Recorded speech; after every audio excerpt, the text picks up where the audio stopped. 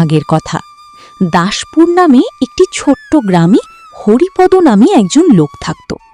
ওনার দুই ছেলে, বিমল আর কমল। বিমল ছিল অনেক চালাক, আর কমল ছিল সহজ সরল। ছেলে দুটা সেই সাত সকালে ধান ভাঙাতে গেল, এখনো আসলো না। ভাই কমল, তোর অনেক কষ্ট হচ্ছে না? তুই ধান ভাঙালি আবার মাথায় করে নিয়ে আসছিস। দে ভাই, এখন আমাকে দে। না দাদা, কিচ্ছু হবে না, আমি নিয়ে যাব।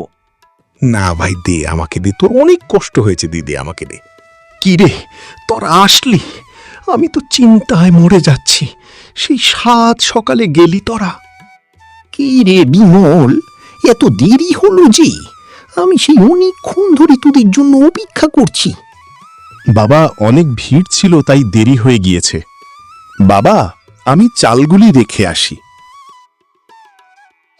দেখলি কমল, তোর ভাই তোকে কত ভালোবাসে।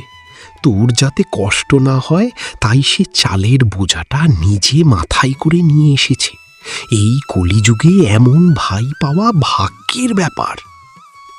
না বাবা, আমি ঠিক আছে, এখন যা, ভাত খেয়ে নে, অনেক বেলা হয়ে গিয়েছে।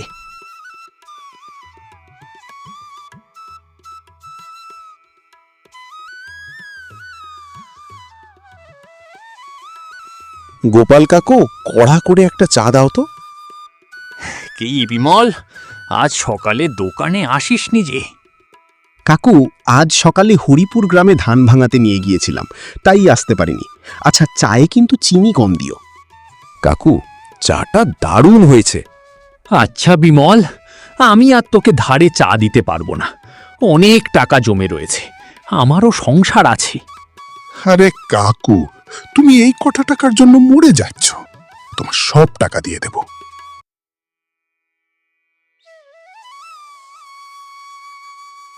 দাদা দাদা, তাড়াতাড়ি বাড়িতে চলো, বাবার শরীরটা কেমন করছে। বাবা, বিমল, আমার সময় এসে গিয়েছে। আমাকে বিদায় দে বাবা। তোর ছোট ভাই কমলকে দেখে রাখিস বাবা।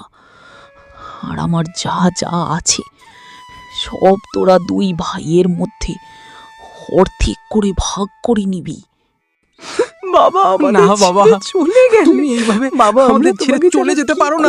থাকবো বাবা, ভাই শান্ত হো ভাই, কিছু করার নেই রে ভাই। ভাই, বাবা তো চলে গেলেন আমাদের ছেড়ে। বাবা শেষ ইচ্ছে ছিল, বাবার যা ছিল তা আমরা দুই ভাইয়ের মধ্যে সমানভাবে অর্ধেক অর্ধেক করে নিই। তাই আজ তোর অংশটুকু আমি বুঝিয়ে দিতে চাই। তাহলে শোন, আমাদের যে গরু আছে লক্ষ্মী, তার সামনের দিক তোর আর পেছন দিকটা আমার। আর আমাদের যে পুকুর আছে, সেই পুকুর তোর আর জল আমার। আমাদের যে 2 বিঘা জমি আছে, সেই জমিতে বছরের প্রথম 6 মাস তুই চাষ করবি, আর বাকি 6 মাস আমি চাষ করব। আর এই ঘরটার ভেতর আমার, আর বাইরের জায়গাটা তোর।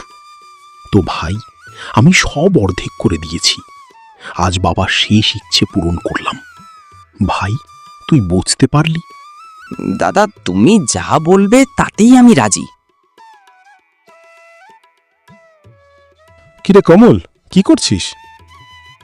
এই তো দাদা, জমি থেকে ঘাস কেটে এনে লক্ষ্মীকে খেতে দিয়েছি। ভালো কথা। শোন, লক্ষ্মীকে ভালোভাবে ঘাস খাওয়াবি, নয়তো দুধ কম দেবে। বলছিলাম কি দাদা, অনেক দিন ধরে দুধ খেতে ইচ্ছে করছে, আজ একটু দুধ দেবে আমাকে? দেবার তো আমারও ইচ্ছে হয়, কিন্তু বাবার আদেশ বলে কথা। ঠিক আছে, দেখি যদি থাকে। কি বিমল বাবু, সারা জীবন তো দোকানে আড্ডা মেরে কাটিয়ে দিলে, এখন তো বাবা নেই, এখন একটু কাজ করো। জমিতে হাল দেবার সময় এখন। কাকু, জমিতে হাল দেওয়া হচ্ছে তো। 2 বিঘা জমি প্রথম 6 মাস কমল চাষ করবে, আর বাকি 6 মাস আমি করব। বাহ, প্রথম 6 মাস কমল কষ্ট করে জমিতে হাল দেবে, চারা বুনবে, আর তুমি শুধু ফসল তুলবে। কি কি যে বলো কাকু, মা আমার তো অনেক কষ্ট। ধান কেটে বাড়িতে এসে ধান ছাড়ানো, এটা কি ছাট্টিখানি কথা? কি রে, তোর বড় ভাই তোর সাথে এত অন্যায় করছে আর তুই মুখ বুজে তা সহ্য করছিস? আমি সব বুঝি কাকু, কিন্তু কি করব? তাহলে শুন, আমি যা বলবো তোকে তাই করতে হবে। দাদা, সর্বনাশ হয়ে গিয়েছে। আমার খিদে লেগেছিল, তাই আমি মহারাজার আমবাগান থেকে আম পাড়তে গিয়েছিলাম। মহারাজার লোক আমাকে দেখে ফেলেছে। আমি পালিয়ে এসেছি দাদা। এক্ষুনি মহারাজার লোক এসে আমাকে নিয়ে যাবে। কি বলিস? তুই আম পাড়তে কেন গেলি? কি করব দাদা, গরুর দুধ, পুকুরের মাছ আর ধানে তোমার অধিকার তো আমি খাবো কি? তাই আম খেতে গিয়েছিলাম। দাদা, শুনেছি চুরি করলে মহারাজা 5 বছরের কারাবাস আর 1000 চাবুকের আঘাত করেন। কিছু হবে না, 2 ভাই আছি, অর্ধেক অর্ধেক হয়ে যাবে, বেশি কষ্ট হবে না। তোকে এই কথা কে বলেছে? সবকিছু অর্ধেক অর্ধেক হবে? কেন দাদা?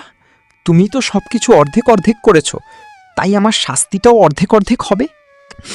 ভাই, আমার ভুল হয়েছে, আমাকে মাফ করে দে।